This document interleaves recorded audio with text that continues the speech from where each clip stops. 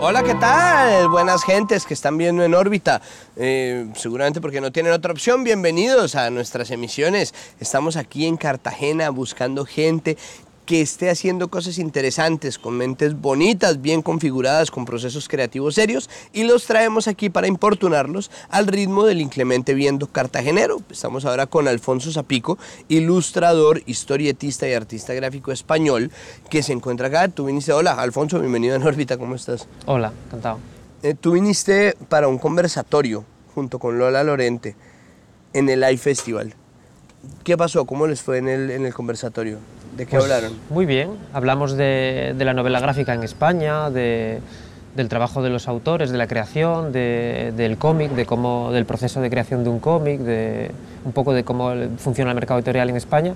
Y muy bien, porque la gente se interesó mucho, vino mucha gente y la verdad que estoy muy contento con todo. ¿Te ha dado la oportunidad de viajar a menudo tu trabajo como dibujante de historietas?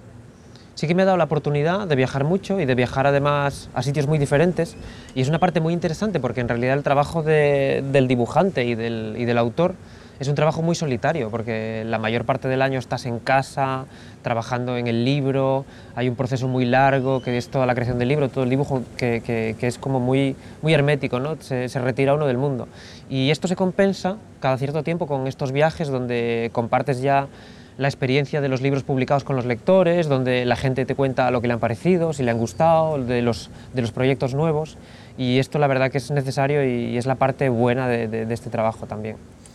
Haciendo la tarea, viendo los temas sobre los cuales tratas a menudo en tus novelas gráficas, veo que existe un componente histórico recurrente, al menos volví y olvidé el nombre, ya estábamos hablando de esto, de la guerra, una novela gráfica sobre la guerra de Crimea. Hace poco, pues relativamente, sacaste Dublinés, que habla sobre James Joyce, y me contabas que en el 2013 sacaste una novela gráfica por encargo. ¿De dónde nace un cómic por encargo? Eso casi no pasa. Cuéntanos, por favor, esa historia. Pues esto fue muy interesante, porque normalmente yo todos los libros, es verdad que están centrados mucho en la historia o en la literatura, que es un poco la parte que me gusta a mí explorar y de donde yo saco los temas. Pero el año pasado hubo un encargo de una fundación de Panamá para dibujar una historia sobre el descubrimiento del Mar del Sur por Núñez de Balboa, porque se cumplía el aniversario, porque era una oportunidad muy interesante. Y lo interesante de este encargo, que no era como otros proyectos que los autores hacemos, es que era el encargo de la historia más el viaje a Panamá, más la ruta hasta el Pacífico por la selva del Darién, ¿no? Y yo me fui con mi mochila y con mi cuaderno, que era un cuaderno como este, y con mis rotuladores, y fui dibujando todo lo que me pasaba todos los días, lo que veía, durante 2 semanas por aquella selva. El viaje fue un desastre y lo pasamos fatal y todo salió muy mal, ¿no? Pero ahora que ya el viaje acabó y que luego hicimos el libro y que nos queda el recuerdo y la parte más agradable, pues es verdad que me doy cuenta de que mereció la pena y de que no hubiera podido dibujar a ese Núñez de Balboa en aquellos ríos de Panamá, y no hubiera podido dibujarlo con la misma fidelidad y con el mismo grado de realismo que si no hubiera ido, ¿no?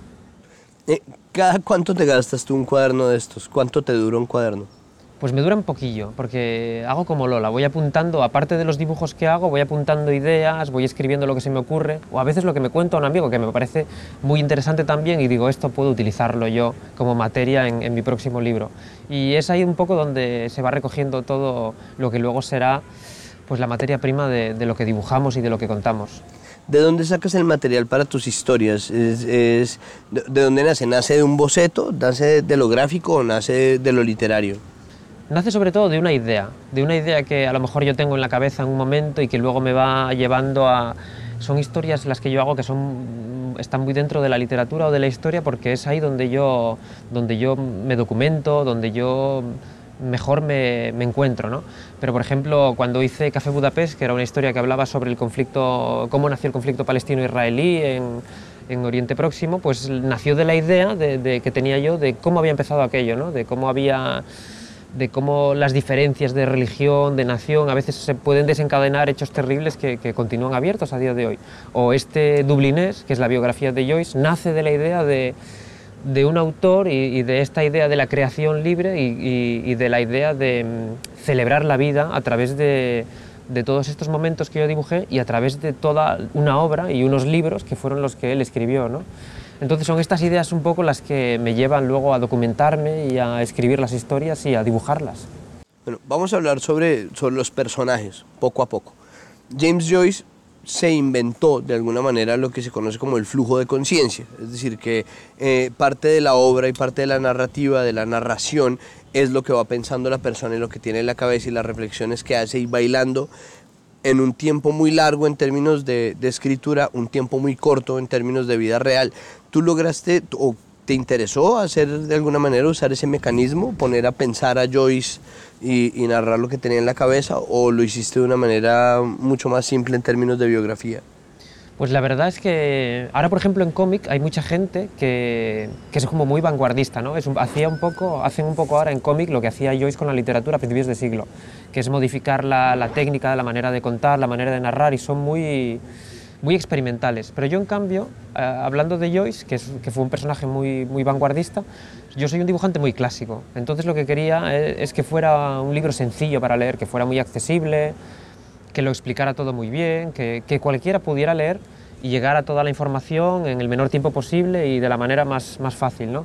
Así que lo hice así, con una narrativa muy sencilla, muy clásica. Soy un dibujante que no hace tampoco mucha experimentación con las viñetas, y curiosamente, hablando de este personaje que fue tan innovador, pues yo utilicé una técnica muy fácil de leer. Es cierto que tú eres un dibujante muy clásico. De hecho, quería en algún momento llegar a eso, pero aprovechando que lo mencionas, ¿cuál es el dibujante que más ha influido en tu trabajo? ¿Cuál es? ¿Hergé o son los belgas en general, o te gusta más, un poco más moderno que eso? ¿Cuál es como tu mayor influencia a la hora de trabajar? Pues yo he crecido como la mayoría de los niños de España, he crecido con Hergé y con Tintín y con Asterix y todos estos, pero luego es verdad que he descubierto la manera de contar que yo tengo, la manera de hacer historias que yo tengo es como muy francesa, y me he fijado luego en muchos franceses ya de una época más moderna, de esta nueva bande dessinée, de este nuevo cómic francés que utilizan una manera de contar como muy clásica, pero con un dibujo más libre, con un dibujo a lo mejor con estilos muy diferenciados, muy personales, y es un poco por donde voy yo.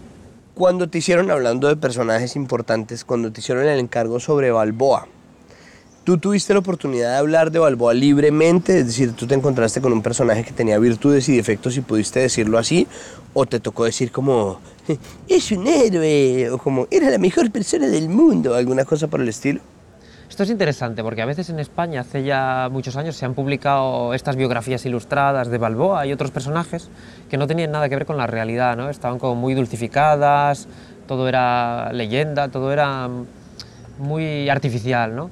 Y yo no quería hacer eso. Entonces sí que es verdad que por lo menos tuve libertad para poder contar la biografía de Balboa y todo este viaje desde el Caribe hasta el Pacífico y todas estas cosas tan complejas de explicar, ¿no? Y que tienen las luces y sombras de un periodo muy lejano, de una parte de la historia muy lejana, pero que tiene muchas cosas condenables que había que reflejar y había que dibujar, y era muy interesante compartirlas con el lector.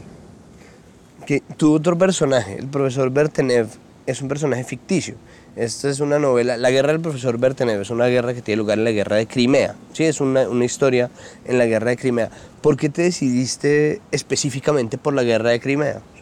Pues la guerra de Crimea es una guerra desconocida, olvidada, que pasó entre Rusia y Turquía, Inglaterra y varios países a finales del 18, ¿no?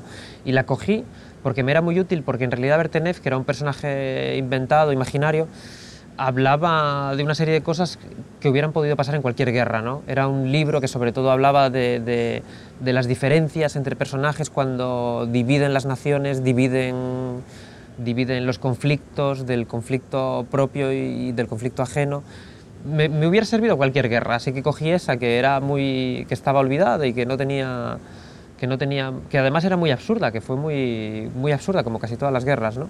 Y la usé de telón de fondo para hablar de personajes, de pequeños personajes con esas pequeñas historias y con esas relaciones entre ellos que se complican tanto y son tan difíciles a causa de la historia en mayúsculas, ¿no? Que es un poco la que los arrastra a todos.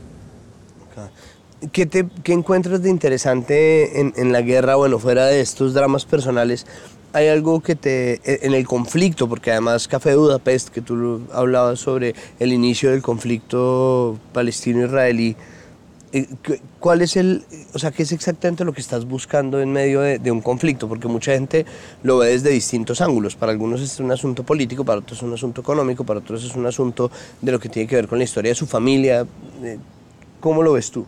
A mí me interesa mucho, no acabo tampoco de comprender qué es lo que busco exactamente o qué es lo que quiero encontrar, pero sí que me interesa mucho indagar en este tema del conflicto porque hay muchos conflictos y además está el conflicto con uno mismo, ¿no? Y esto pasa en España, que es un país que además es experto en tener conflictos consigo mismo y cada español pues también tiene conflictos propios sin necesidad de nadie ajeno, ¿no?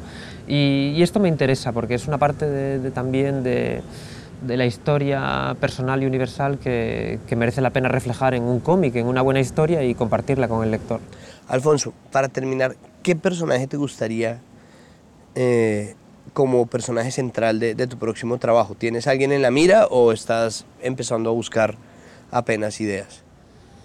Pues un personaje que me gustaría como protagonista para cualquier libro que haga, o seguramente lo haré, será un personaje que ni se me ocurrirá ahora porque será un personaje anónimo, ¿no? O sea, no será un personaje ni conocido, ni histórico, ni relevante, ni heroico, ni romántico, será un personaje anónimo como cualquiera de nosotros, ¿no? Eso es lo interesante y lo que a mí más me gusta, sobre lo que más me gusta trabajar. Alguien que vaya a empezar ahorita a trabajar, nosotros estamos muy novatos en la creación de historietas aquí en Colombia, se llevan haciendo desde hace mucho tiempo, pero como una industria seria hasta ahorita está teniendo cara, pues como las editoriales y las publicaciones. ¿Qué consejo le quisieras dar a alguien que está viendo este programa y que quisiera empezar a hacer una novela gráfica? Pues yo diría que es complicado, ¿no? que es muy difícil, como un trabajo donde el éxito viene a largo plazo, donde las dificultades son muchas y donde hace falta sobre todo mucha suerte, que es lo que hemos tenido la mayoría de los autores profesionales que trabajamos en esto. Pero si algo le diría es que fuera sincero y libre y no pensar a lo mejor en dónde quiere publicar o en cuántas ediciones quiere vender o a qué lector quiere llegar, sino que pensara simplemente en lo que quiere contar y en eso que quiere expresar, ¿no? Y si tiene que llegar el resto, llegará y no habrá ningún problema. Muchísimas gracias, Alfonso. Ya casi es de noche aquí en Cartagena. De verdad, muchísimas gracias por darnos este tiempo más largo del que parece, porque pues es la magia de la televisión. Nosotros vamos a seguir cazando personajes para entrevistarlos aquí y traérselos en nuestras emisiones de En órbita, de manera que yo pueda seguir abusando de esta posición que me hace ver como tan reflexivo. No, hombre.